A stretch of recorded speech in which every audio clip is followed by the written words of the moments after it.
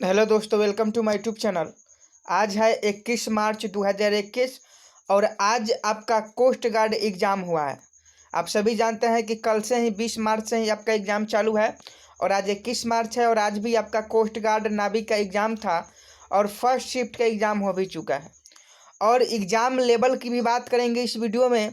और कल की अपेक्षा आज के कैसे प्रश्न पूछे गए थे, जीके, करेंट अफेयर्स या साइंस के कैसे कैसे प्रश्न पूछे गए थे, किस टॉपिक से ज़्यादा प्रश्न पूछा गया था, इस सभी के बारे में हम आज इस वीडियो में डिस्कस करने वाले हैं। तो अगर आप भी कोस्ट गार्ड का एग्ज़ाम दे चुके हैं या देने वाले हैं तो आपके लिए यह वीडियो बहुत ही महत्वपूर्ण है, क्योंकि इसी वीडियो को देखने के बाद यह मालूम चल जाएगा कि कौन से टॉपिक अभी पढ़े कि कोस्ट गार्ड में अच्छा प्रदर्शन कर सके। तो उम्मीद करता हूँ आप सारी बातों को समझ गए होंगे। वीडियो स्टार्ट करने से पहले आप इस वीडियो को एक बार लाइक कर दीजिए और एक बार अपने दोस्तों में शेयर कर दीजिए। और जो लोग चैनल पर नए हैं वो चैनल को सब्सक्राइब कर ले, क्योंकि जो भी यहाँ क्वेश्चन करवाया जाता है वह 100% रियल क्वेश्चन होता है जो आपके एग्जाम में पूछा गया है। तो चलिए जल्दी से वीडियो को स्टार्ट कर लेते हैं। आप लोग शुरू से लेकर अंत तक रहिएगा। सबसे पहले हम लोग टॉपिक की बात कर लेते हैं कि किस टॉपिक से आपके एग्जाम में क्वेश्चन पूछे जा रहे हैं। उसके बाद हम लोग क्वेश्चन डिस्कस करेंगे। सबसे पहले हम आपको टॉपिक बता देते हैं कि किस टॉपिक से ज़्यादातर क्वेश्चन पूछे गए हैं कल और आज के शिफ्ट में। तो आज कोडिंग डिकोडिंग से क्वेश्चन पूछे गए थे। कोडिंग डिकोडिंग से साइंस मॉडरेट लेवल का आ रहा है। जो भी साइंस का क्वेश्चन है वह मॉडरेट लेवल का आ रहा है। और आज 21 मार्च में ब्लड रिलेशन से एक भी क्वेश्चन नहीं था। कल एक क्वेश्चन था, कल फर्स्ट सेकंड शिफ्ट में क्वेश्चन था ब्लड रिलेशन से। 20 मार्च को ब्लड रिलेशन से क्वेश्चन था, लेकिन 21 मार्च ब्लड रिलेशन से कोई क्वेश्चन नहीं था।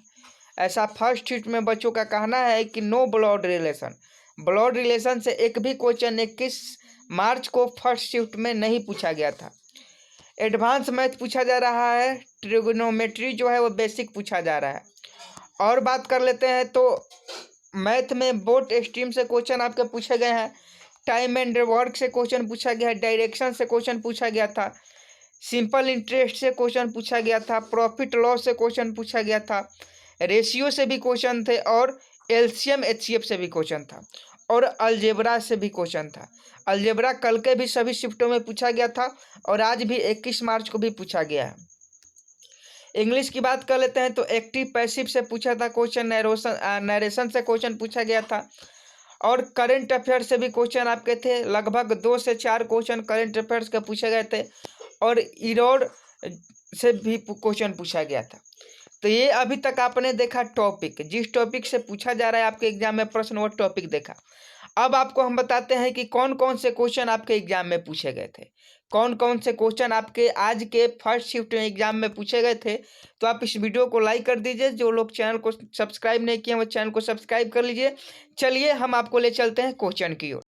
सभी क्वेश्चन हैंड राइटिंग, क्योंकि बच्चे के द्वारा जैसे ही भेजा गया है हम लिख कर आपके सामने लाने का प्रयास किए हैं। जितने भी क्वेश्चन आपके सामने है वो सभी आज के आपके एग्जाम में पूछा गया था। तो पहला क्वेश्चन आपके एग्जाम में पूछा गया था कि 1916 में कांग्रेस के लखनऊ अधिवेशन में अध्यक्षता किसने की। 1916 के कांग्रेस के लखनऊ अधिवेशन की अध्यक्षता किसने की? तो अंबिका चरण मजमूदार। अंबिका चरण मजमूदार ने कांग्रेस के लखनऊ अधिवेशन 1916 की अध्यक्षता की। अगला एक प्रश्न पूछा गया था साइंस का कि पानी में घुलनशील विटामिन है। तो ऑप्शन तो नहीं मालूम है क्योंकि ऑप्शन नहीं बताया गया है, लेकिन 2 ही विटामिन ऐसे हैं जो पानी में घुलनशील होते हैं, बी और सी। अगर बी ऑप्शन में था तो बी सही हो जाता, सी ऑप्शन में था तो सी सही हो जाता, और अगर दोनों था तो दोनों सही हो जाता। तो पानी में घुलनशील विटामिन कौन सी है? B C. और बाकी जो विटामिन बच गई वह वसा में घुलनशील है। लोकसभा का आर्टिकल शायद पूछा था, लोकसभा का आर्टिकल से एक प्रश्न था। तो लोकसभा का आर्टिकल 81 में है, 81 में लोकसभा का आर्टिकल है। और आप लोग याद रखिएगा, पूछ सकता है आने वाले शिफ्टों के लिए कि संसद का आर्टिकल तो 79 संसद का आर्टिकल है। राज्यसभा के आर्टिकल पूछे तो 80 बताइएगा और लोकसभा की आर्टिकल पूछे तो 81 बताइएगा। याद करने का तरीका है सरला, स से संसद 79, र से राज्यसभा 80, ला से लोकसभा और 81। तो इस तरीके से, इस ट्रिक से आप लोग याद रखिएगा। संसद, राज्यसभा और लोकसभा के तीनों ट्रिक आर्टिकल। एक क्वेश्चन बौद्ध संगति से प्रश्न थे, बौद्ध संगति से प्रश्न थे, लेकिन क्वेश्चन नहीं आ पाया है कि कौन से बौद्ध संगति से प्रश्न थे। तो आपके सामने हम 4 बौद्ध संगति लेकर आए हैं, अभी तक 4 ही बौद्ध संगति हुआ है। तो बौद्ध संगति से क्या प्रश्न थे, अगर आपको पूरा याद है तो आप कमेंट बॉक्स में जरूर बताइएगा, क्योंकि हमारे पास क्वेश्चन नहीं आ पाए हैं। इतना जरूर जानते हैं कि बौद्ध संगति से आपके एग्जाम में आज क्वेश्चन पूछा गया था। तो अभी तक 4 बौद्ध संगति हुए हैं। पहला राजगृह में अजात शत्रु के शासनकाल में, दूसरा वैशाली कलाशोक के शासनकाल में, तीसरा पाटलिपुत्र अशोक के शासनकाल में, चौथा कश्मीर कनिष्क के शासनकाल में। तो आप यह प्रश्न को देखकर आपको अगर याद आता है कि ये क्वेश्चन पूछा गया था फर्स्ट, सेकंड, थर्ड, फोर्थ, किससे क्वेश्चन पूछा गया था, अगर आपको याद होता है तो आप हमें कमेंट बॉक्स में बताइए, ताकि सभी का जो कंफ्यूजन है वह दूर हो सके। अगला प्रश्न पूछा गया था पेंटागोनिया मरुस्थल कहाँ है। पेंटागोनिया मरुस्थल के बारे में पूछा था कि पेंटागोनिया मरुस्थल किस देश में है।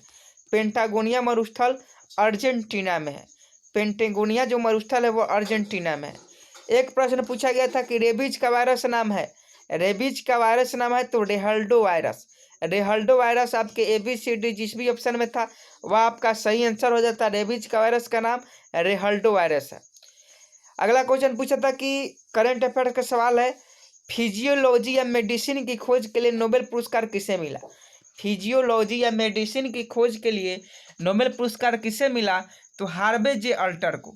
हार्वे जे अल्टर को फिजियोलॉजी या मेडिसिन की खोज के लिए नोबेल पुरस्कार दिया गया था। तो हार्वे जे अल्टर इसका राइट आंसर हो जाता। एक क्वेश्चन शायद IMF से क्वेश्चन भी था आज के एग्जाम में। IMF से संबंधित एक क्वेश्चन पूछा था, लेकिन सही क्वेश्चन हमारे पास नहीं आ पाया है। अगर आपको उस क्वेश्चन को याद है, अगर आपका भी एग्जाम था, अगर आपको याद है तो आप कमेंट बॉक्स में जरूर कमेंट कीजिएगा। तो IMF से क्या क्वेश्चन था। IMF से 4 क्वेश्चन बन सकते हैं। पहला पूछ सकता है कि IMF की स्थापना कब हुई, तो 27 दिसंबर 1945 को IMF की स्थापना होती है। अगला पूछेगा कि IMF का मुख्यालय कहाँ है, तो वाशिंगटन DC में IMF का मुख्यालय है। अगला क्वेश्चन पूछेगा कि IMF में कुल कितने सदस्य देश हैं, तो 189 सदस्य देश हैं। IMF में कुल 189 सदस्य देश हैं। अगला पूछ सकता है कि IMF के अध्यक्ष कौन है, तो क्रिस्टलिना जॉर्जिवा जो है वह IMF के वर्तमान अध्यक्ष हैं। तो अभी तक आपके एग्जाम में जो भी क्वेश्चन पूछे गए थे हमारे पास अभी इतने ही क्वेश्चन आ पाए हैं। अगर कुछ क्वेश्चन छूट जाता है या आपको कुछ क्वेश्चन याद है तो आप हमें कमेंट बॉक्स में बताएंगे ज़रूर, ताकि आने वाले शिफ्टों में उसका एनालिसिस हम करवा सकें।